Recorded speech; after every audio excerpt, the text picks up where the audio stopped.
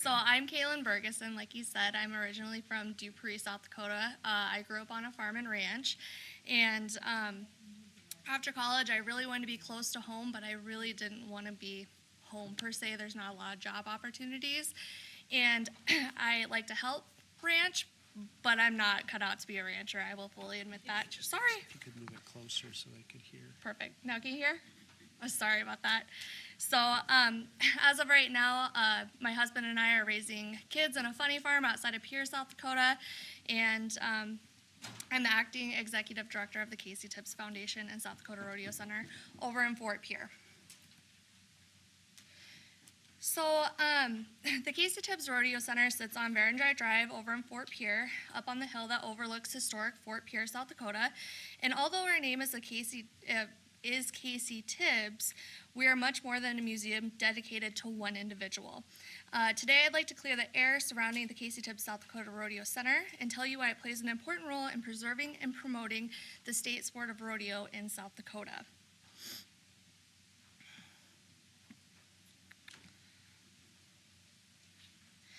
While I could talk for days about everything that entails the South Dakota Rodeo Center, nobody wants to hear me talk for that long. So today I'm going to hit on 5 main topics, those being Casey Tibbs, the Casey Tibbs Foundation, Johnny Smith, Mattie Goff Newcombe, and the Casey Tibbs South Dakota Rodeo Center itself. So let's start with Casey Tibbs. So Casey Tibbs was born in 1929, 50 miles northwest of Fort Pierre in what's known as the Mission Ridge area. He called Fort Pierre home when he got famous, and he started competing at the age of 14, which is pretty young. It was totally against his father's discretion, and he left home without his family's blessing at the age of 15 and started competing nationally. At the age of 19, he became the youngest man to win the national saddle bronc riding crown, and then over the next 6 years, he went on to win a total of 6 PRCA saddle bronc riding championships, 2 all-around cowboy championships, and a bareback championship. He actually still holds the record for most won saddle bronc championships worldwide today. Oops, I don't know why I did there. Over the next 6 years, Casey went on to win a total of 6 PRCA saddle bronc riding championships, 2 all-around cowboy championships, a bareback championship, and was also a star on the big stage of rodeo, but also on screen, making many television and movie appearances, and also doing stunt work for many films. Casey actually helped some of today's top stuntmen and directors in their beginning, including Grammy-nominated Rick LaFleur, who is actually known for Chicago Fire, Chicago PD, the series, and some of the top fan favorites, 21 Jump Street and Home Alone. He was actually Grammy-nominated for Bill Murray's Groundhog Day commercial during the Super Bowl 2 years ago. So he's actually been up there, super cool guy, but he will tell you that he would have never gotten into it without Casey Tibbs. Casey was a founder of the Rodeo Cowboys Association, dedicated to improving the image of cowboys in professional rodeo. He's been described as a Babe Ruth of rodeo, and while Casey's life was far from perfect, he faced many personal struggles. He was always passionate about taking time to talk to or help children. Before his death in 1990, the Casey Tibbs Foundation was established. One of Casey's famous quotes was, "I never left home for a second." He came back and did make amends with his family, but they still didn't approve of his rodeo, even after he'd won all those titles. And then on to the establishment of the Casey Tibbs Foundation itself. So the Casey Tibbs Foundation was established by close friends and family of Casey's to honor his life in 1989 before his passing. Casey had strong feelings about how he would be honored and did not want a Hall of Fame dedicated to his name. Many Hall of Fames require not only nominations, but fees, and you have to meet certain criteria that he didn't feel was necessary and wasn't all inclusive to those who were deserving. He wanted somewhere that all facets of South Dakota rodeo could be displayed, from youth to the big leagues, the big stage and behind the scenes. It took more than just world champions to keep rodeo going. The Casey Tibbs Foundation is run by a board of directors. 2 seats, in the bylaws it says that 2 seats must be held by direct relatives of Casey Tibbs. Currently, 5 out of 12 seats are held by direct relatives of Casey Tibbs.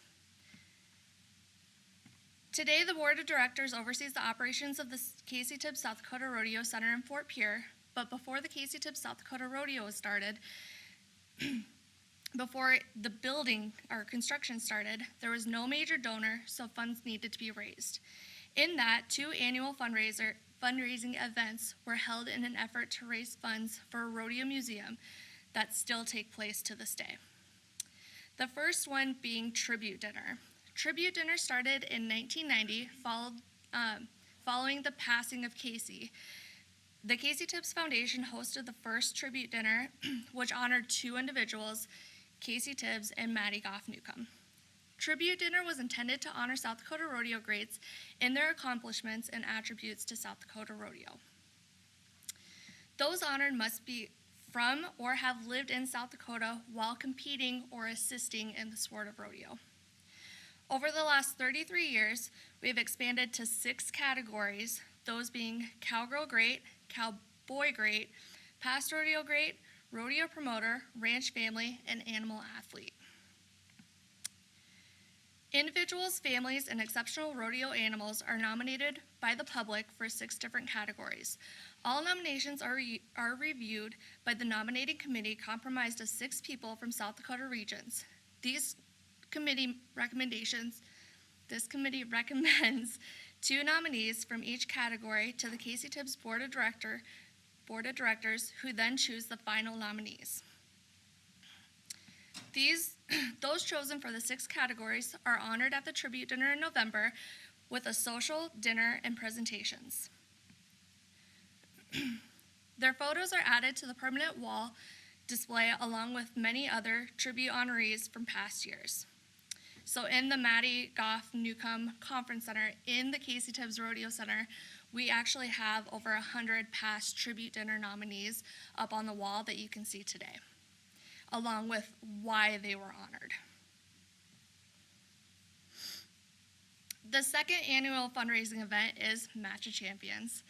Started in 1993, an idea born out of the memory of Casey Tibbs 4-H benefit roundup and held at the Stanley County Fairgrounds in Fort Pierre.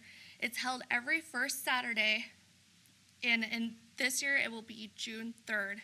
Mark it on your calendars.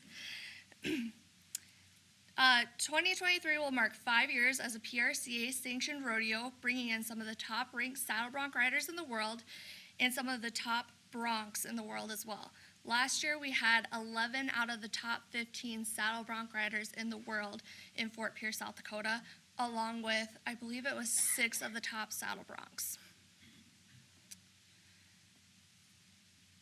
In 2021, we gained national attention through RFD TV and the Cowboy Channel, who will be present again this year and for the next 5 years. So the Casey Tibbs Foundation Board of Directors has had a lot of accomplished and really intricate board members, but one that I will talk about today very briefly is Johnny Smith.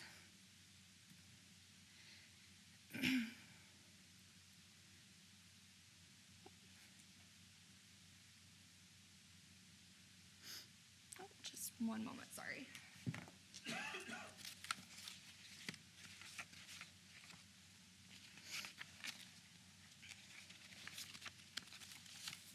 My notes disappeared on me, I apologize. So Johnny Smith was a Fort Pierre native that took special interest in announcing any events that he could. You could recognize his voice over the speakers at a plethora of 4-H rodeos, Match of Champions, horse races, benefit auctions, 4th of July rodeos and parades, as well as Fort Pierre livestock. Johnny was deemed Mr. Fort Pierre and was known across the state for his endless involvement and support of the egg and rodeo industry. Johnny became close friends with a certain individual during his time at Fort Pierre Livestock while selling her cattle. A woman you may have heard of, Mattie Goff Newcombe. Johnny sold cattle for Mattie and made a special connection. Mattie had no children of her own and considered Johnny as her own family.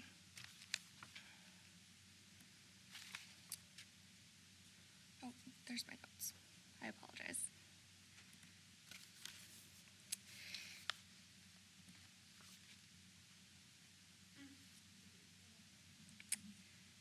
There are not many photos of Mattie, I will say that. So I want to start by saying I initially was asked to do this whole presentation on Mattie. Unfortunately, as deserving as she is, to have an entire presentation dedicated to her, information is very limited. Not only was this close to 100 years ago, but she was very estranged from her family, and there's just not a lot of information. So Mattie was a hero and idol of aspiring cowgirls of her era. Mattie was one to intimidate, an equestrian extraordinaire and a rodeo champion admired by all. She even caught the attention of President Calvin Coolidge. Mattie was born in 1906 near White Owl, South Dakota. Going against the grain for her time, Mattie participated in bronc riding and relay racing during her rodeo career and was most known for her self-taught trick riding skills. Mattie was nicknamed the fastest trick rider on the fastest horse around. Though performing dangerous stunts in which her hands had no control of the horse and her head came close to its hooves, Mattie was never hurt during a rodeo performance. Mattie retired in the late 1930s. She had multiple awards in her name, including several all-around cowgirl and world champion trick riding titles, National Cowboy Hall of Fame inductee, National Cowgirl Hall of Fame, and Western Heritage Center inductee. Justin Kaler recently produced a short film on Mattie, which he has given me permission to use today.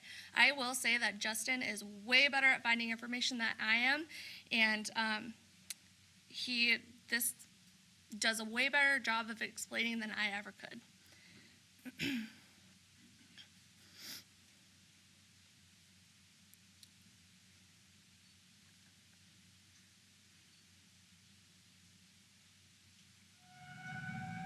I was probably 18, and she had taken a bad spill chasing horses and had a severe head injury. After that injury, the doctors told her that she could no longer ride those like that, and she had to be very careful if she was going to ride as to what horse she would ride. He told her that if she got it thumped again, that she'd probably end up in a wheelchair.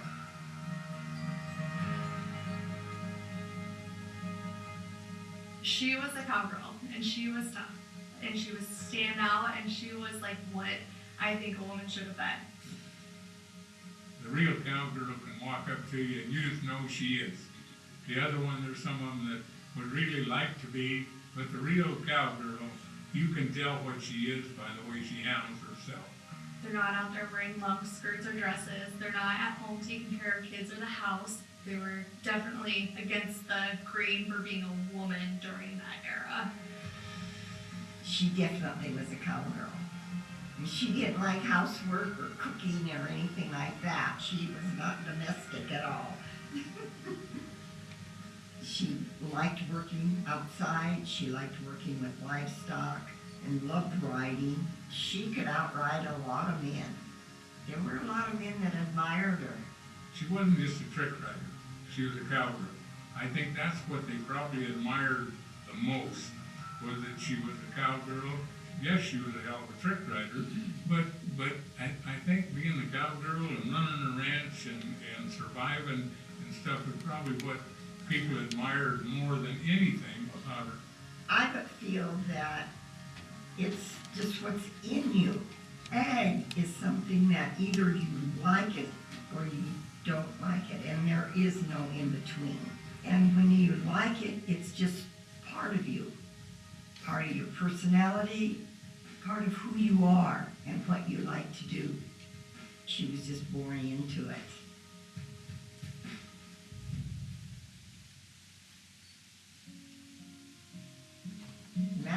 youngest in her family. She was born in 1899. She was actually a change-of-life baby, so her siblings were all quite a bit older. Her oldest brother had her on a horse before she could hardly even walk, so she became a really good rider at a really young age. And I know the horses at home that she rode, you know, you had to know how to ride to handle them. Yeah, she didn't have a problem with them. She would just go a tearing on them, and she was a fast rider. As far as I know, she was self-taught. It was just something she practiced at. She was just good at it. She did have someone, and I don't remember what his name was, that kind of gave her some guidance, but I think pretty much she was self-taught. Unfortunately, I was not here when she was trick riding, but I know she would go down from the saddle down underneath the horse's belly while it was running, and you had to have your timing and things right so you didn't get clipped by the horse's hooves when they were running. You had to have a lot of strength to do that. She just did a lot of different tricks. She made it look easy, and to her it wasn't scary. She was just good at it.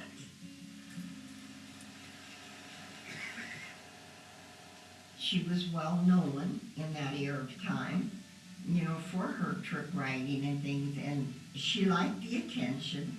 She loved it, and this was important to her. She enjoyed it, and she went around to a lot of the rodeos. She performed for Calvin Coolidge. He was very impressed with her riding, and of course that was important to her. She was proud that she was able to do that. Mom used to try to trick ride too when she was a little girl, and that would have come from Mattie. I have a picture of Mom in my closet that she's standing on her little horse Dime, and that all came from Mattie.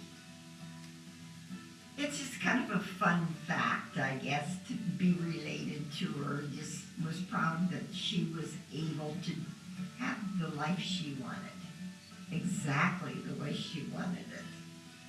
She was a celebrity for her time in small town South Dakota and across the nation. You know, we didn't have television that we could promote her in media, that we were Mattie, but she was definitely a celebrity and somebody to look up to as a woman. It would be her mindset, yes, and it would be the drive behind her, but it would just be her, what was in her interest, what she liked. That was just her life, and she would have never wanted any other life. And she enjoyed it. She enjoyed her life and who she was. I admired her for her ability to ride and the horses that she rode as well as her trick riding.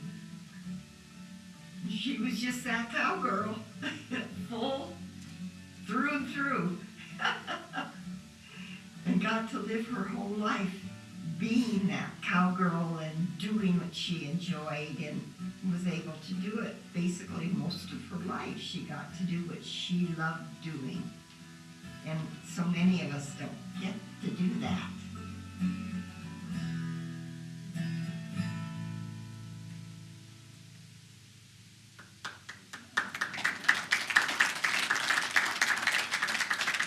So again, that was done by Justin Kaler. Justin is actually here somewhere, so if you see him, be sure and talk to him about Mattie.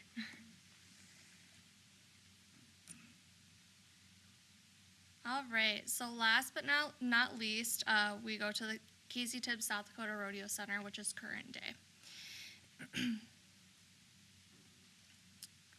So the Casey Tibbs Foundation began building at the Casey Tibbs South Dakota Rodeo Center in 1999. Due to funding shortages, the building plans were put on hold for many years. Board member Johnny Smith, who had a special relationship with Mattie and Maynard Newcombe, made the couple aware of the situation surrounding the rodeo center. In 2005, when Mattie Goff Newcombe passed, she left a trust in the name of the Casey Tibbs Foundation to allow them to finish building the Rodeo Center. To this day, the Casey Tibbs Foundation is indebted to Mattie Newcombe. Because of her support, the Casey Tibbs Rodeo Center opened in 2009, and because of her generous donation, we are able to preserve and promote South Dakota rodeo today.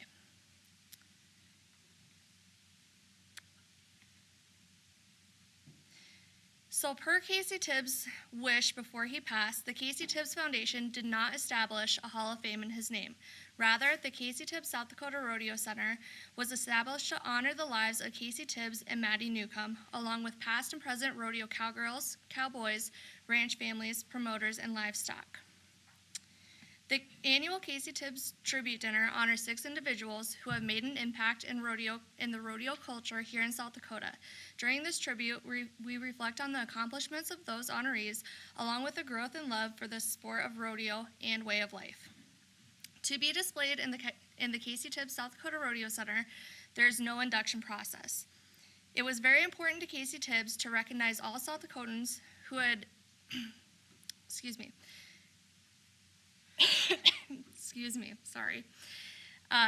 who excel in rodeo in all facets, to be recognized and displayed in our center. We currently display ranch life, world champions, rodeo queens, 4-H rodeo, high school rodeo, Little Britches rodeo, college rodeo, South Dakota Rodeo Association, South Dakota Great Plains Indian Rodeo, stock contractors, rodeo personnel, rodeo promoters, along with Casey Tibbs and Mattie Goff Newcombe.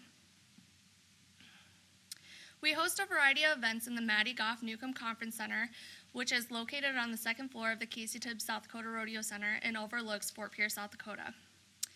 We offer free usage to South Dakota youth rodeo organizations throughout the year to honor both Mattie and Casey. We also offer a gift shop which holds South Dakota-made and rodeo-specific items. We are also the exclusive retailer for Floating Horses, The Life of Casey Tibbs, a film by Justin Kaler, and also Willie Cowan, Willie Cowan's book. It's a long story, but a good one. Willie was actually in that video, and if you haven't read it, you need to read it. That is South Dakota history at its finest. And so, thank you for your time today. Like I said, there's so much more information in history pertaining to the Casey Tibbs Foundation and South Dakota Rodeo Center. I could go on for hours, but I don't want to waste your time. So we hope to see you guys up there, and if you guys have any questions, I'll be here.